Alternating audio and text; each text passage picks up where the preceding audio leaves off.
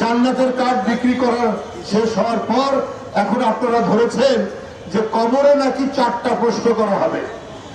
আমরা 3টে প্রশ্নের কথা জানি। আমরা এখানে যারা আছি অধিকাংশই হচ্ছে মুসলিম পরিবারের। আমরা আমাদের মা, আমরা আমাদের দাদা দাদি, আমরা আমাদের নানা নানিকে সেই ভোর থেকে উঠে তাহাজ্জুদের নামাজ থেকে শুরু করে প্রত্যেকটা নামাজ পড়তে দেখতাম, ধর্মপ্রাণ পরিবারে আমরা।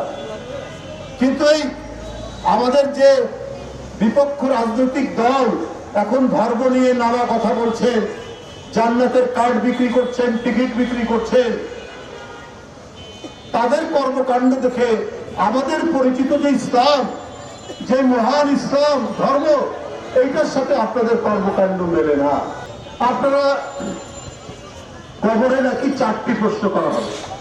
3টি প্রশ্ন আমরা জানি আগে থেকেই, যে তোমার সৃষ্টিকর্তাকে, উত্তর হবে আল্লাহ।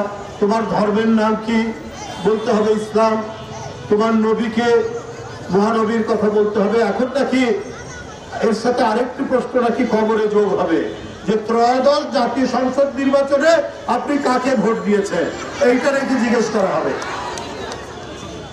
তাহলে বলুন আমরা যাব কোথায়? এখন আমরা এখন কোন পরিস্থিতির মধ্যে পড়েছি? এইটা হতে পারে না। আপনারা নানাভাবেই নানা ধরনের মব ক্রিয়েট করার চেষ্টা করেছে, কিন্তু আজকে নিজের ভুলে হোক আর নিজের মনের মধ্যে যে কাজটি করবেন সেটা মুখ দিয়ে বেরিয়ে যাচ্ছে। নারীদের প্রতি এই অসমানুক্তি করে আপনি তো নিজেই বলেছেন আল জাজিরার সাথে একটি সাক্ষাৎকারে যে নারীরা এমপি হতে পারে কিন্তু দলীয় প্রধান হবে না। কেন? 40 বছর ধরে একজন নারী এদেশে নেতৃত্ব দিয়েছেন, গণতন্ত্রের লড়াই করেছেন, গণতন্ত্রের জন্য তিনি আজীবন নির্যাতন ভোগ করেছেন, কারাগারে থেকেছেন। সেই নারীর নেতৃত্বে আপনারা মন্ত্রী হননি।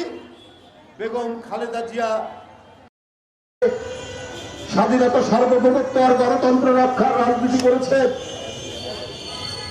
আপনারা তার সাথে মন্ত্রিত্ব করেছেন, রাজনীতি করেছেন, আর এখন বলেন দলের প্রধান কোন নারী হবে না। অদ্ভুত ব্যাপার।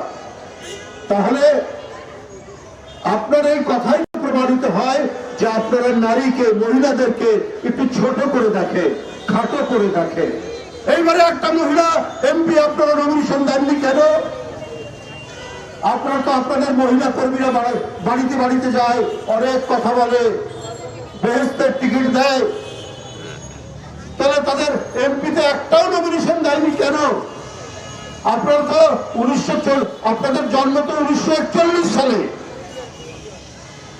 তারপর আজ পর্যন্ত একটা নারীকে আপনারা এমপিতে ইলেকশন করার জন্য নমিনেশন দেন না। আবার দলের প্রধান তো হতেও পারবে না, তারা রাষ্ট্রের প্রধানও তারা হতে পারবে না আপনাদের কথা অনুযায়ী। তার মানে আপনাদের নীতি, আপনাদের যে পলিসি, আপনারা নিজেরাই ঘোষণা করছেন যে নারীরা হচ্ছে সাব স্ট্যান্ডার্ড, নারীরা হচ্ছে একটু নিচেই থাকতে হবে, এদের ক্ষমতায়ন দরকার নেই, এদের সমানাধিকার দরকার নেই, এদের কিছু করার দরকার নেই, এরা শুধু বাড়িতেই থাকবে। এইটাই আপনাদের নীতি। স্বামী নির্যাতন করবে, থাকবে। নিজের স্বাবলম্বী হওয়ার, অর্থনৈতিকভাবে স্বাবলম্বী হওয়ার এদের কোনো অধিকার নেই। আপনার বক্তব্যের মধ্যেই প্রমাণিত হয়েছে সমাজ যদি কোনোভাবে কোনোদিন ক্ষমতায় আসে, ওরা প্রথমেই নারীর অধিকার সংকুচিত করবে।